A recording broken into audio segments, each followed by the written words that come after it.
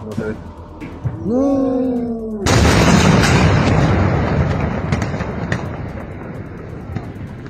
guacho, corra! ¡Váyase!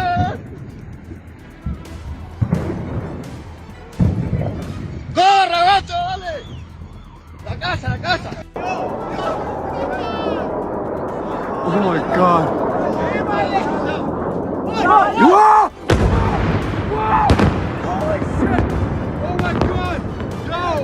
ইরানের supreme leader Ayatollah Ali খামেনিকে হত্যার প্রতিশোধ নিতে পুরো ইরান যেন এক পাগলা ঘোড়ায় পরিণত হয়েছে। তেহরানের রাজনৈতিক নেতৃত্বের কোনো নির্দেশনা তোয়াক্কা না করেই আইআরজিসির জেনারেলরা যুক্তরাষ্ট্রের সামরিক স্থাপনাগুলোতে ইতিহাসের সবচেয়ে বড় এবং ধ্বংসাত্মক ব্যালিস্টিক ক্ষেপণাস্ত্র ও ড্রোন হামলা চালাচ্ছে। পুরো মধ্যপ্রাচ্য এখন এক জ্বলন্ত নরকে পরিণত হয়েছে এবং এই যুদ্ধের উত্তাপ সরাসরি তৃতীয় বিশ্বযুদ্ধের সূচনা করছে।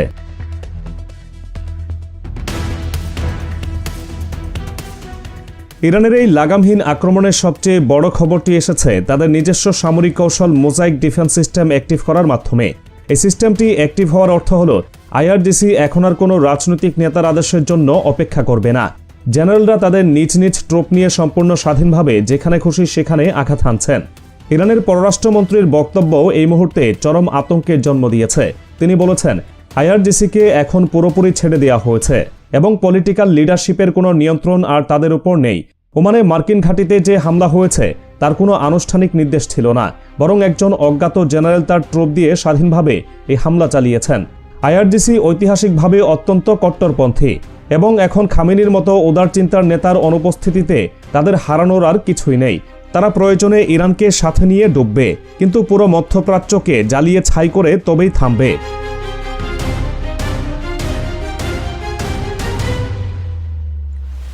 ইরানের এই পাগলা ঘোড়ার মতো আক্রমণের সরাসরি শিকার হচ্ছে যুক্তরাষ্ট্রের সামরিক সক্ষমতা।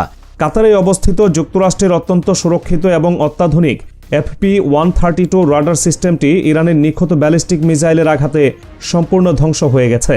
এই রাডারটি এতটাই শক্তিশালী ছিল যে এটি 5000 কিলোমিটার দূর থেকে যে কোনো মিসাইল শনাক্ত করতে পারত এবং ইসরায়েলকে 7 মিনিট আগে আগাম বার্তা দিতে সক্ষম ছিল। কিন্তু এই রাডার ধ্বংস হওয়ার পর ইসরায়েলের আকাশ প্রতিরক্ষা ব্যবস্থা অনেকটাই পঙ্গু হয়ে পড়েছে।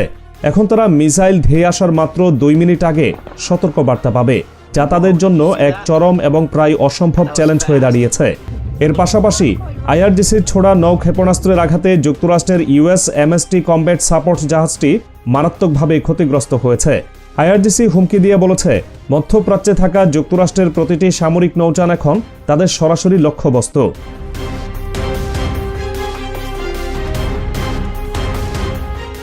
ইসরায়েলের মূল ভূখণ্ডেও এখন চলছে অবিরাম মিসাইল বৃষ্টি। গত 1 ঘন্টার মধ্যে অন্তত 3 বার ইসরায়েলকে লক্ষ্য করে বিধ্বংসী ব্যালিস্টিক মিসাইলের ব্যারেজ ছুড়েছে ইরান। দ্য টাইমস অফ ইসরায়েলের রিপোর্ট বলছে, সোমবার রাত 1:45টার দিকে ছোড়া এই মিসাইলগুলোর কারণে ইসরায়েলের দক্ষিণাঞ্চল সহ প্রায় সব জায়গায় মুহুর্মুহু সতর্কতামূলক সাইরেন বাজছে। সাধারণ ইহুদিরা চরম আতঙ্কে বাংকারে লুকিয়ে প্রাণ বাঁচানোর মরিয়া চেষ্টা করছে।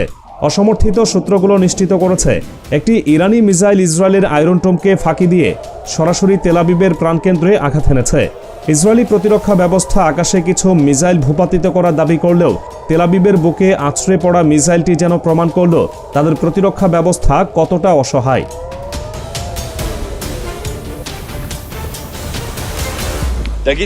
ইরানের এই ভয়াবহ হামলার পর ইসরায়েলের ভেতরে যে শোক এবং লাশের স্তূপ তৈরি হয়েছে তার লুকাতে পারছে না নেতানিয়াহু সরকার।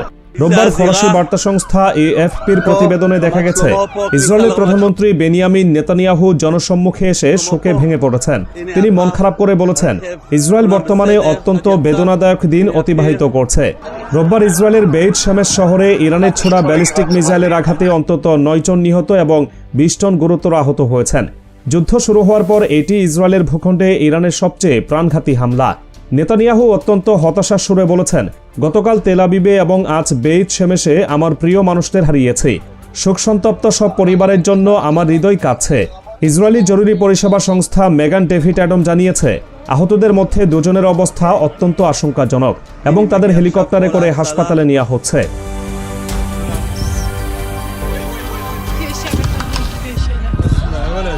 ইরানের এই লাগাতার এবং ভয়ঙ্কর আক্রমণের মুখে দিশেহারা হয়ে পড়েছে খোদ যুক্তরাষ্ট্র। ইতালির মাধ্যমে যুক্তরাষ্ট্র ইরানের সাথে অত্যন্ত গোপনে যোগাযোগের চেষ্টা করেছিল। তাদের উদ্দেশ্য ছিল কোনোভাবে যুদ্ধবিরতির একটি প্রস্তাব দেওয়া। কিন্তু ইসরায়েলি পত্রিকা ইয়দিত আহরোনথের শীর্ষ সূত্র নিশ্চিত করেছে তেহরান সেই প্রস্তাব অত্যন্ত তাচ্ছিল্যের সাথে পুরোপুরি প্রত্যাখ্যান করেছে। ইরান এখন কোনো ধরনের আলোচনা বা যুদ্ধবিরতিতে বিশ্বাসী নয়। তাদের একমাত্র লক্ষ্য হল খামেনি হত্যার চরম এবং রূঢ় বদলা নেওয়া। আল জাজিরা রিপোর্ট বলছে, আইআরজিসি দাবি করেছে যে বিভিন্ন মার্কিন ঘাঁটিতে তাদের হামলায় এখন পর্যন্ত 560 জন মার্কিন সৈন্য নিহত হয়েছে। যদিও মার্কিন প্রতিরক্ষা দপ্তর এখন পর্যন্ত মাত্র 3 জন সেনা নিহত এবং 5 জন আহত হওয়ার কথা স্বীকার করেছে। কিন্তু ধ্বংসপ্রাপ্ত মার্কিন ঘাঁটিগুলোর চিত্র প্রমাণ করে যে আইআরজিসির দাবি মোটেও ভিত্তিহীন নয়। এমনকি মার্কিন রণতরী আব্রাহাম লিঙ্কনকে লক্ষ্য করেও 4টি ব্যালিস্টিক ক্ষেপণাস্ত্র নিক্ষেপ করেছে ইরান, যা মার্কিন নৌবাহিনীর জন্য এক চরম অশনি সংকেত।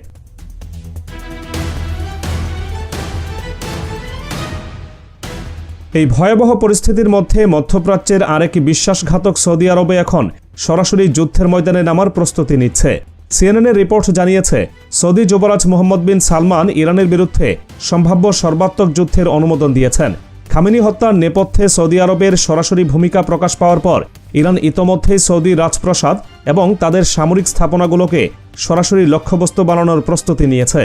সৌদি আরব বুঝতে পেরেছে আইআরজিসির এই ক্ষেপে যাওয়া তাদেরও ছাড়বে না, তাই তারা এখন যুক্তরাষ্ট্রের ছায়াতলে থেকে সরাসরি ইরানের বিরুদ্ধে যুদ্ধে অবতীর্ণ হওয়ার সিদ্ধান্ত নিয়েছে। পুরো মধ্যপ্রাচ্য এখন যেন 2 ভাগে বিভক্ত হয়ে এক সর্বাত্মক যুদ্ধের দিকে এগোচ্ছে।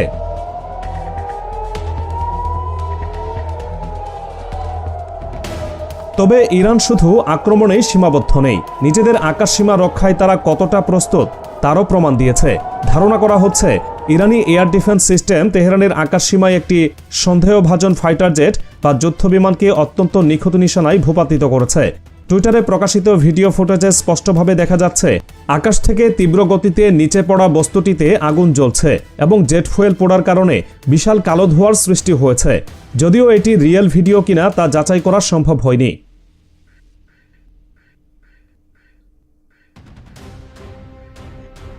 ইরান এবং দখলদার ইসরায়েলের এই যুদ্ধ এখন আর কোনো সাধারণ সীমান্ত সংঘাত বা প্রক্সি ওয়ারের মধ্যে সীমাবদ্ধ নেই।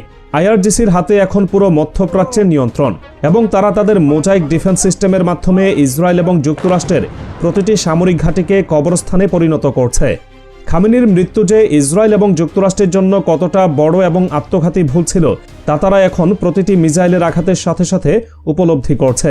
ইরান এখন এমন এক পর্যায়ে পৌঁছেছে যেখান থেকে তাদের ফিরিয়ে আনা পৃথিবীর কোনো শক্তির পক্ষেই সম্ভব নয়। পুরো মধ্যপ্রাচ্য এখন কেবল ইরানের মিসাইল, ড্রোন এবং আইআরজিসির কমান্ডের নিচে জ্বলছে এবং এই ধ্বংসযজ্ঞের শেষ পরিণতি হিসেবে ইসরায়েল এবং মার্কিন ঘাঁটিগুলোর অস্তিত্ব চিরতরে মুছে যাওয়া এখন কেবল সময়ের ব্যাপার।